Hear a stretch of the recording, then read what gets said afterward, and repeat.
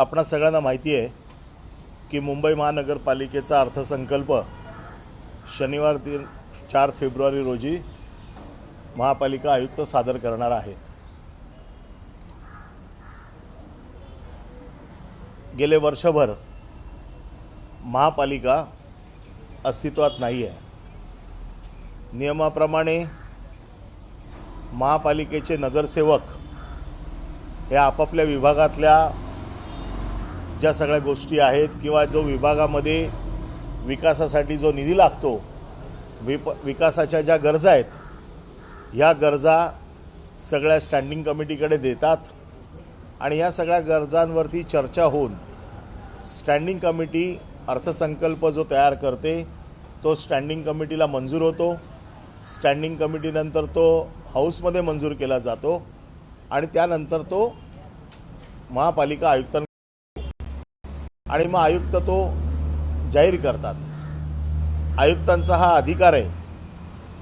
मुंबई महानगरपालिका कायदा जो आहे त्याच्यात कलम 129 मध्ये ही तरतूद आहे की महापालिका आयुक्त हे अर्थसंकल्प जाहीर करतात आणि ज्या वेळेला महानगरपालिका अस्तित्वात नसते त्यावेळेला त्यांनी केलेला अर्थसंकल्प हा चालू राहतो आणि महापालिका ज्या वेळेला अस्तित्वात येते त्यावेळेला स्टँडिंग कमिटी मान्यता देते आणि तो अर्थसंकल्प पुढे जातो। ही एक तरतूद आहे। दुसरी एक तरतूद आहे की काही वेळेला अर्थसंकल्प हंगामी अर्थसंकल्प म्हणून जाहीर केला जातो। ते राज्य शासन पण करतं, केंद्र शासन पण करतं, महानगरपालिका देखील करू शकतं। परंतु या वेळेला अशी माहिती मिळालेली आहे की पूर्ण अर्थसंकल्प जाहीर केला जाईल। आमचं म्हणणं असं आहे शिवसेनेचं की ज्या वेळेला मुंबई महानगरपालिकेत नगरसेवक अस्तित्वात नाहीत, नगरसेवक हे विभागाचं प्रतिनिधित्व करत असतात, तो लोकशाहीचा मार्ग आहे। विभागाचा विकास हा नगरसेवकांच्या माध्यमातून केला जातो आणि हा लोकशाहीचा मार्ग जर आहे तर जोपर्यंत निवडणुका होत नाहीत तोपर्यंत हा अर्थसंकल्प हंगामी अर्थसंकल्प म्हणून 4 महिन्याचा 3 महिन्याचा आयुक्तांनी मांडावा आणि ज्या वेळेला नवीन महानगरपालिका अस्तित्वात येईल त्यावेळेला नवीन महानगरपालिका नगरसेवकांच्या माध्यमातून आपला अर्थसंकल्प मांडेल, स्टँडिंग कमिटी त्याला मंजूर देईल। आता हे सांगण्याचं कारण का की आपल्याला माहिती आहे की महानगरपालिकेचा ॲडमिनिस्ट्रेटर हा कायद्याने आपण बसवलेला आहे। मागचं आमचं सरकार असताना कायदा पारित झाला की ज्या वेळेला अशा परिस्थितीमध्ये ओबीसीचा रिझर्वेशनचा विषय होता, काही महानगरपालिकांमध्ये ॲपॅडेमिक ॲक्ट होता, कोविडमुळे काही निवडणुका होऊ शकल्या नाहीत, काही निवडणुका मागच्या ओबीसीच्या रिझर्वेशनच्या हायकोर्टाच्या ज्या पिटिशन्स होत्या त्याच्यामुळे होऊ शकल्या नाहीत। आत्ता आपल्याकडे मुंबई हायकोर्टाने 236 वॉर्ड का 227 वॉर्ड याच्यावरती हायकोर्टात पिटिशन अजून निर्णय यायचा बाकी आहे आणि हे सगळं असं अधांतरी वातावरणामध्ये आयुक्त हे मॅनेजर आहेत, ते प्रशासक आहेत, ते काय मालक नाही आहेत। ट्रेझरीचा मालक स्टँडिंग कमिटी असते, ट्रेझरीचा मालक लोकप्रतिनिधी असतात आणि त्यामुळे मालक असल्यासाठी पैशाची खिरापत वाटली जाते आहे। ही पैशाची खिरापत त्याची मी काही ठराविक उदाहरणं आपल्याला देतो। त्याचं कारण असं आहे की आता हे सगळे एक एक प्रकरणं बाहेर यायला लागलेली आहेत। अर्थसंकल्पीय अधिवेशनात आम्ही सविस्तर मांडू, परंतु जसं रोडचं कॉन्ट्रॅक्ट होतं 8060 कोटीचं कॉन्ट्रॅक्ट आहे।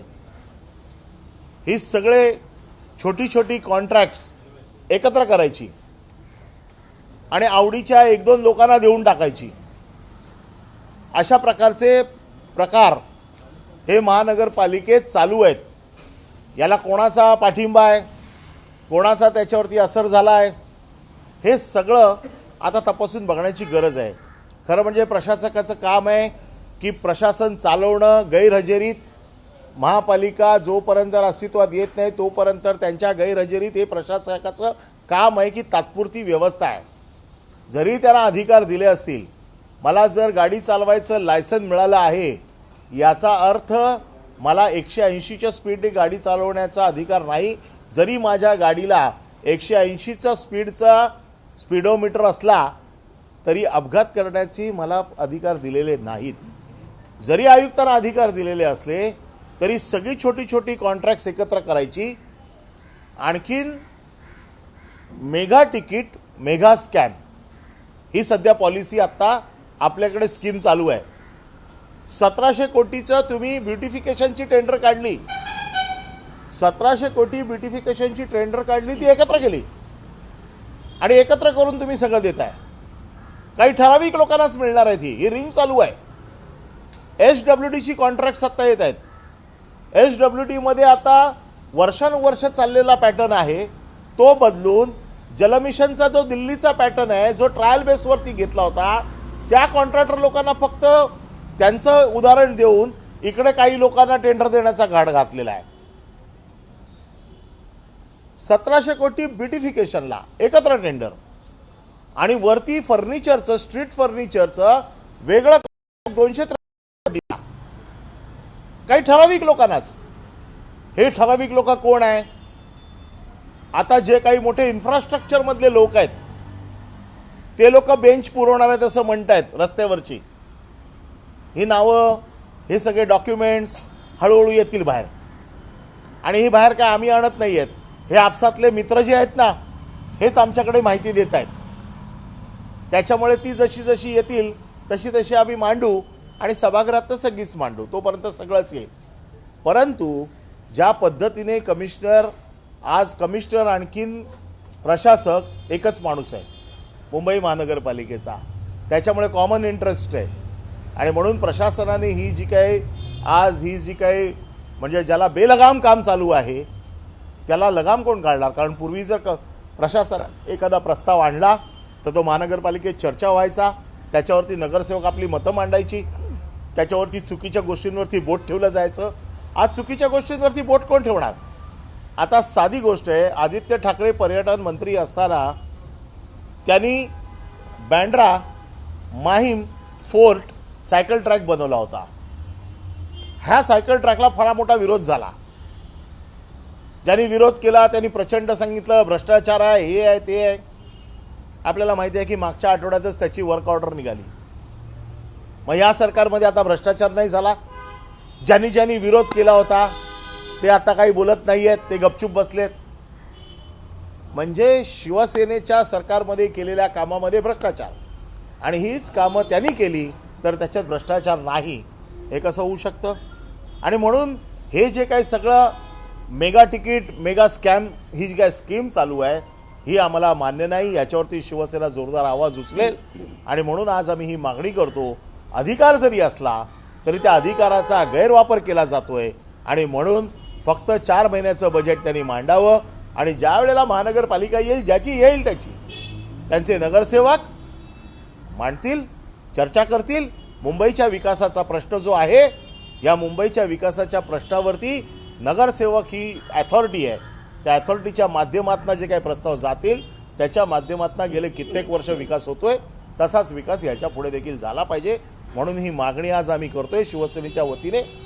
तर आपण त्याच्यासाठी मी आपल्याला बोलवलं इकडे की शिवसेनेची ही मागणी आहे आणि मुंबई महानगरपालिकेने माझ्या मागणीचा यथोचित विचार करावा, शिवसेनेच्या मागणीचा विचार करावा आणि त्याप्रमाणे हंगामी बजेट सादर करावं ही विनंती. आपला दवाखाना असू दे किंवा इतर ज्या योजना आहेत ज्या तुमच्या काळामध्ये तुमची सत्ता असताना सुरू झाल्या, परंतु आता प्रचंड मोठ्या प्रमाणात त्याची जाहिराती सुरू आहेत, त्याच्यावर खर्च दाखवला जातोय.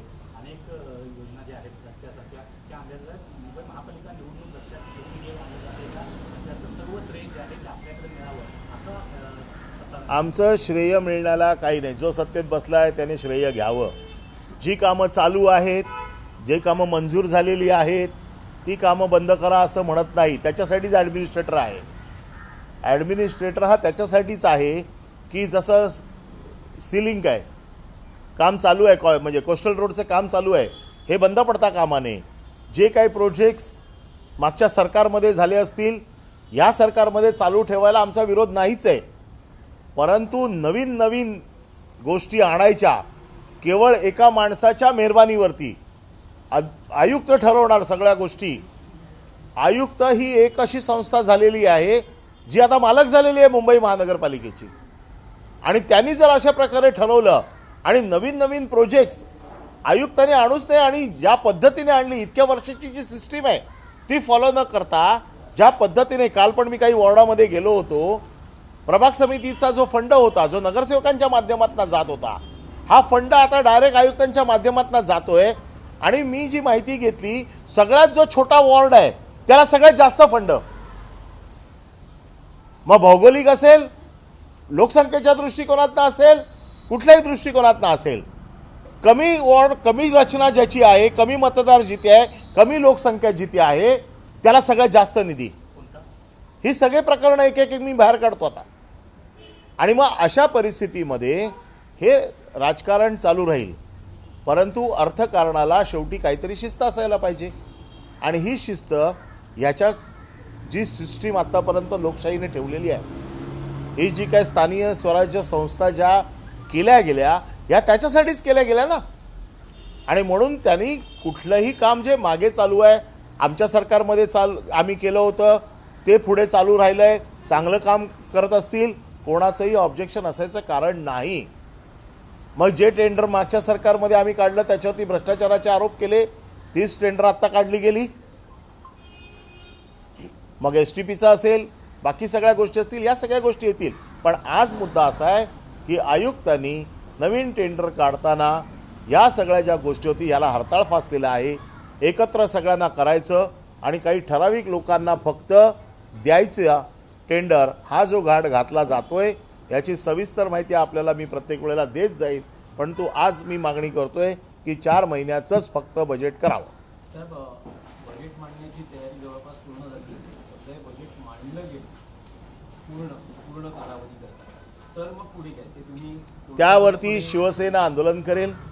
कोर्टाचा आम्ही सगळं तपासून बघू, कायदेशीर कारवाई काय करता येते ती.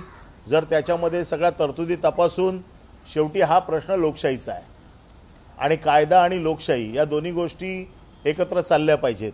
आणि म्हणून लोकांची सोय कायद्यामध्ये सगळ्यात पहिली बघितली जाते आणि ती सगळी विचार करून कायदेशीर मार्गाचा अवलंब करायचा असेल तर कायदेशीर मार्गाचा अवलंब करू. साहेब, पण फक्त मुंबई महापालिका नाही, अन्य कल्याण डोंबिवली, नवी मुंबई अशा ज्या महापालिका आहेत, ठाणे आहे, तिथे या आधी म्हणजे मुंबईच्या आधीच प्रशासक नेमले गेले होते. त्या ठिकाणी नेमकी सिस्टीम काय फॉलो केली गेली? नाही, आता सादर झाला, हंगामी अर्थसंकल्प सादर झाला, तिथे नेमकं बऱ्याच ठिकाणी हंगामी अर्थसंकल्प सादर झालेला नाही, तो आयुक्तांनी केलेला आहे. परंतु तिकडे अशा प्रकारची जी काही मंदी आहे, तशा बघा मुंबई महानगरपालिका आणि बाकीच्या महानगरपालिकांमध्ये फरक आहे. मुंबई महानगरपालिका एका राज्याचं बजेट आहे आणि इथे सगळं मोठं घबाड आहे. त्या दृष्टिकोनातनं जे काही चाललंय आत्ता त्याचा विचार करून लोकांचा हा पैसा आहे आणि म्हणून बाकीच्या महानगरपालिकेत देखील तपासून बघावं लागेल की कशा पद्धतीने मांडला. पण आमची तिकडे देखील जर अर्थसंकल्प मांडला नसेल तर आमची हीच मागणी आहे की नगरसेवकांनी अर्थसंकल्पाची सगळी तयारी केली पाहिजे. प्रशासन प्रस्ताव घेऊन येते, त्याच्यावर नगरसेवक चर्चा करतात, चर्चेच्या अंती तो पास करतात, स्थायी समिती त्याला मंजूर देते आणि असा करून तो अर्थसंकल्प जातो. पण साहेब, जर समजा त्या अन्य महापालिका आहे तिथे जर अर्थसंकल्प मांडला गेला असेल तर तुम्हाला असं वाटतं की उद्या सकाळी जर तुम्ही कायदेशीर कोर्टात मुंबई कॉर्पोरेशन ॲक्ट हा आणि बाकीच्या महानगरपालिकांचा ॲक्ट हे दोन वेगवेगळे आहेत. त्याच्यामुळे मुंबई महानगरपालिकेला जो कायदा लागतो तो बाकीच्या महानगरपालिकेला लागतोच असं नाही. त्याच्यामुळे मी आता जे बोलतोय ते मुंबई महानगरपालिकेच्या कायद्यावर बोलतोय. हे दोन वेगवेगळे कायदे आहेत.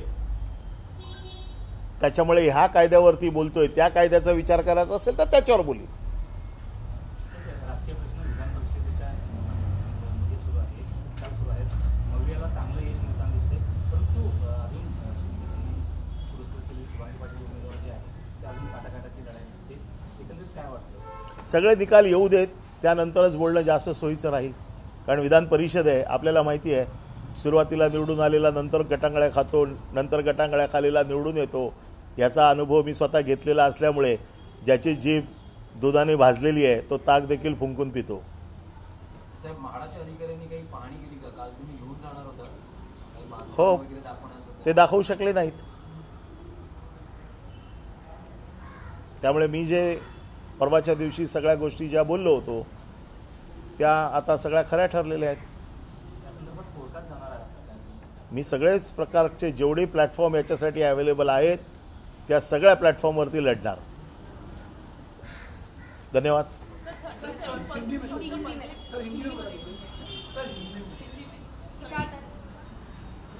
बजट पेश होने वाला है DMC का, किस तरह से देखते हैं? अभी वहाँ पे किसी की सत्ता नहीं है और ऐसे में बजट पेश करना कितना जरूरी होगा? 129A ना 129A मुंबई महानगर पालिका का बजट 4 फरवरी को मुंबई के आयुक्त पेश करने वाले हैं. मुंबई कॉरपोरेशन एक्ट में 129A में ये प्रोविज़न है कि कमिश्नर बजट पेश कर सकते हैं, लेकिन इस बजट पे हक होता है नगर सेवकों का. नगर सेवक अपने अपने वार्ड में जो विकास डेवलपमेंट की जो काम है वो काम बताते हैं, उस काम को बजट में लेते हैं और इस तरह से पूरा डिस्कशन होके ये बजट पेश होता है, जो स्टैंडिंग कमेटी में जाता है, फिर हाउस में आता है, उसके ऊपर डिस्कशन होता है, फिर वो पास होता है. आज मुंबई महानगर पालिका एग्जिस्टेंस में नहीं है. ऐसे समय में हमारा कहना ऐसा है कि कमिश्नर को अगर पावर भी है, फिर भी इस पावर का मिसयूज़ किया जा रहा है. ये पावर मिसयूज़ इसलिए ही हो रही है क्योंकि जैसे मैंने एग्जाम्पल दिए कि जो टेंडर निकाले जाते हैं, पहले उस टेंडर पूरे मुंबई के वार्ड में निकाले जाते थे, वार्ड वाइज निकाले जाते थे. अब सभी टेंडरों को एक साथ किया गया है. जैसे रोड का टेंडर है, 8060 करोड़ का टेंडर है, सब छोटे छोटे लोग टेंडर एक साथ किए और अपने पसंद के लोगों को दे दिए. अब उसमें आदित्य जी ने आवाज उठाया, 400 करोड़ रुपए की बचत हो गई. ब्यूटिफिकेशन का 1700 करोड़ का टेंडर है, वो भी सब एक कर दिया और एक साथ एक जो उनके पसंदीदा लोग हैं उनको दे दिया. तीसरा टेंडर जो है वो स्ट्रीट फर्नीचर का है. एक जगह पे ब्यूटिफिकेशन का टेंडर निकाला जाता है, दूसरा स्ट्रीट फर्नीचर का निकाला जाता है. ये भी सब टेंडर पहले प्रभाग वाइज निकलते थे, अब सबको एक करके एक साथ में ये सब टेंडर निकाले गए. और ये लोग कौन है? ये लोग सब उनके नज़दीक के दोस्त हैं, कोई मित्र है, कोई और उनके इंटरेस्टेड लोग हैं. ऐसे लोगों को टेंडर दिए गए. हमारा कहना ऐसा है कि ये मेगा टिकट मेगा स्कैम का जो आज इस्तेमाल किया जा रहा है कमिश्नर द्वारा, वो पावर का मिसयूज़ कर रहे हैं. अगर मुझे गाड़ी 180 स्पीडोमीटर तक भगाने की परमिशन गाड़ी में है, मेरे ताकत, फिर भी मैं कभी 180 में नहीं चलाता हूँ क्योंकि रोड देखे जाते हैं, एक्सीडेंट देखे जाते हैं.